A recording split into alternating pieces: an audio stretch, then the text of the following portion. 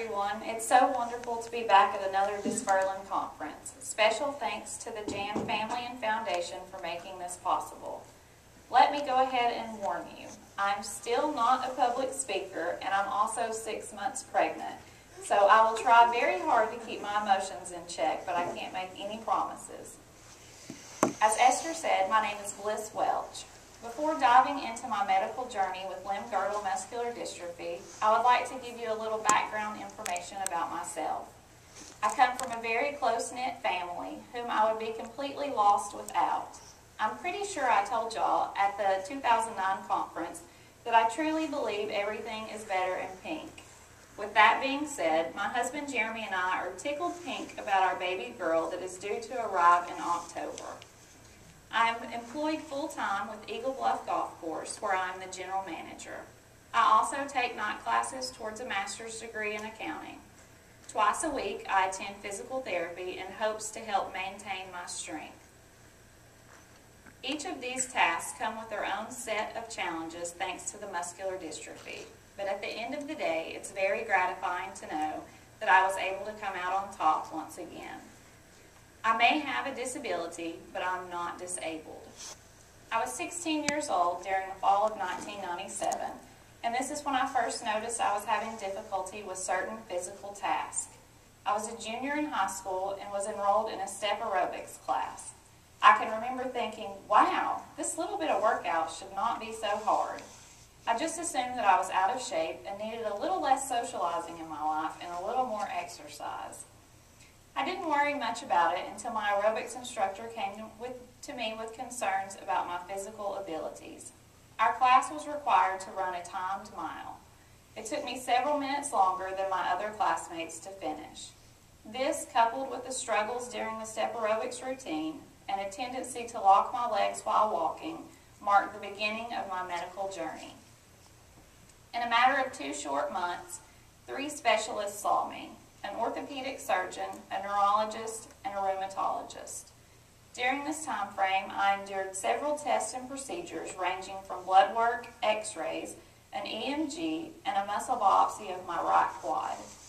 My CPK levels were of great concern to all of my doctors. When monitored, they would range from 10,000 to almost 12,000. This was very alarming since the normal range is less than 100. Through all of the doctor visits and medical tests, I was still able to maintain a normal teenage lifestyle. I went to school, hung out with my friends, and worked part-time as a waitress. My physical struggles during this time consisted of difficulty climbing steps, standing for long periods, locking my legs when walking, and rising from a squatting position. In February of 1998, I turned 17. This month, for my birthday, I received a diagnosis of polymyositis from my rheumatologist.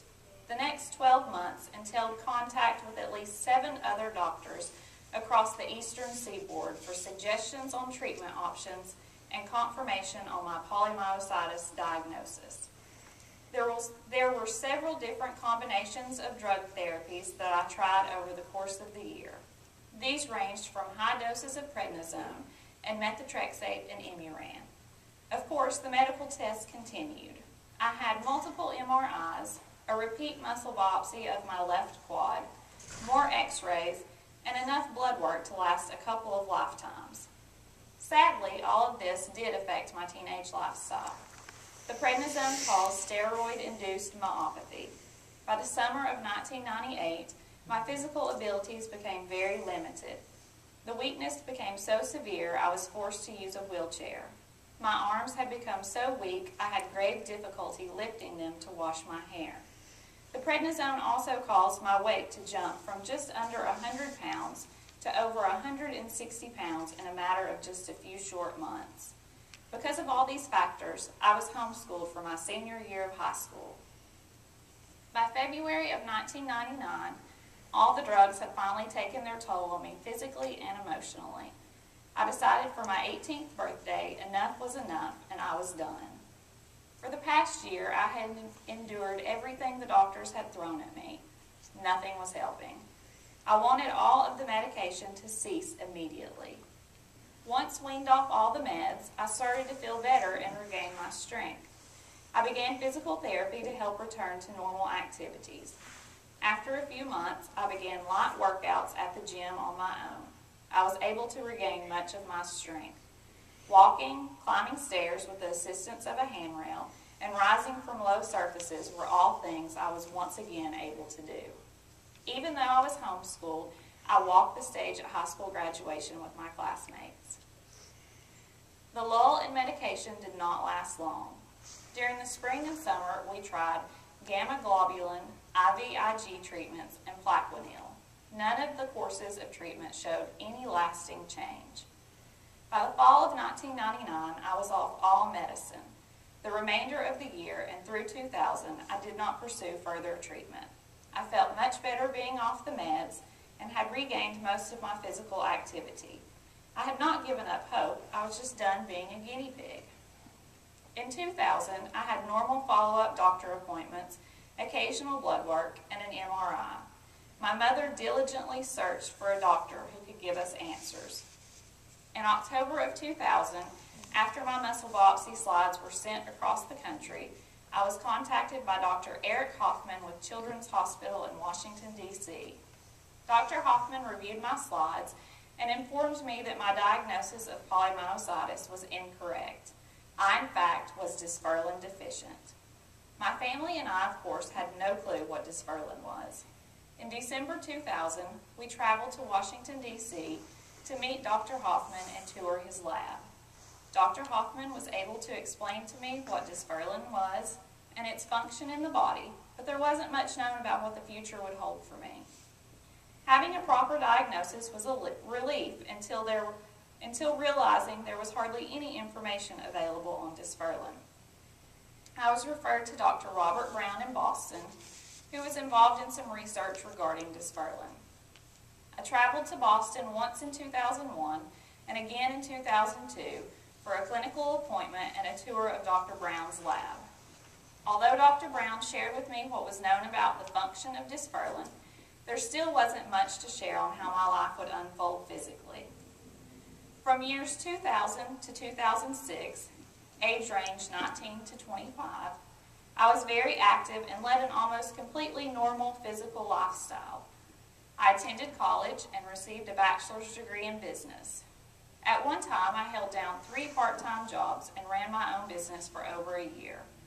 Traveling was something that I did at least once or twice a year. I was still able to walk and only required the assistance of a wheelchair for long distances or crowded events. Stairs slowly became unmanageable, but there was always someone willing to put me on their back to get me where I needed to go. In 2005, at the age of 24, my father walked me down the aisle where I married my best friend and the man of my dreams. This was also the year I was first put in touch with the Jain Foundation. Being a registered patient with the foundation has expanded my knowledge of dysferlin exponentially. Thanks to the foundation, I was now aware of what was going on within my body on a molecular level. By this time, I required assistance rising from standard height chairs, and my balance was very bad.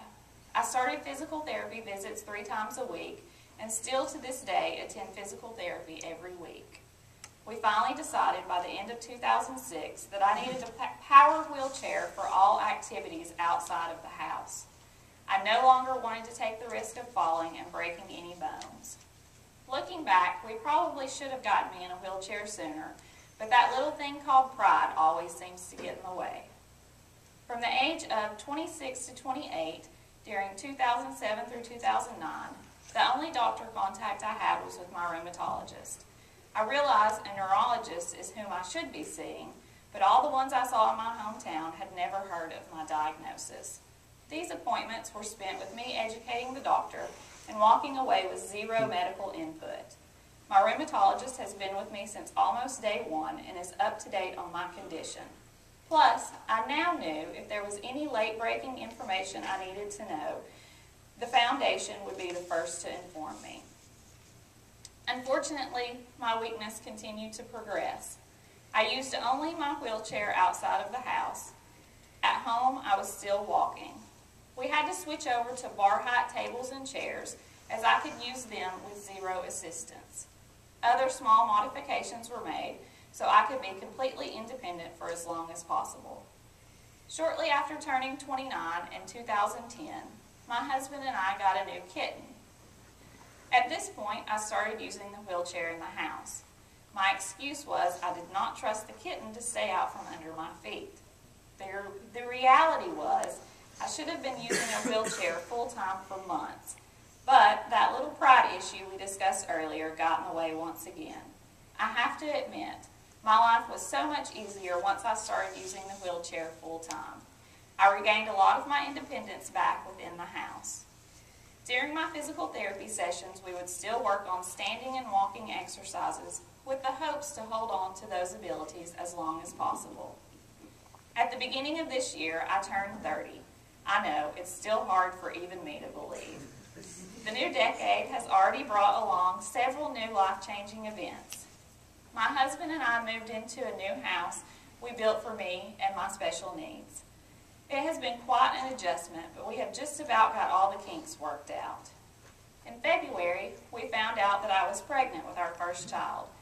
Currently, I'm 6 months along and I have not yet had to make any drastic changes to my daily routines. I know in the next few months, life is subject to be turned upside down, and I look forward to meeting all the new challenges that lie ahead. Since the beginning of my journey with Limb Griddle Muscular Dystrophy in 1997, the knowledge and understanding of dysferlin has grown leaps and bounds. As you are all well aware, there are still many hurdles to overcome before the finish line of a treatment or cure is reached. With that being said, I know without a shadow of a doubt that when the finish line is reached, each person in this room today will be able to say, I played a key role in making that happen. It is truly humbling to be a part of this journey with each of you. Knowing so many of you are working every day in your labs and clinics and offices is what helps keep a smile on my face when things get hard. And once again, I would like to give a special thanks to the foundation. Because of you, I now have high hopes for a bright and promising future.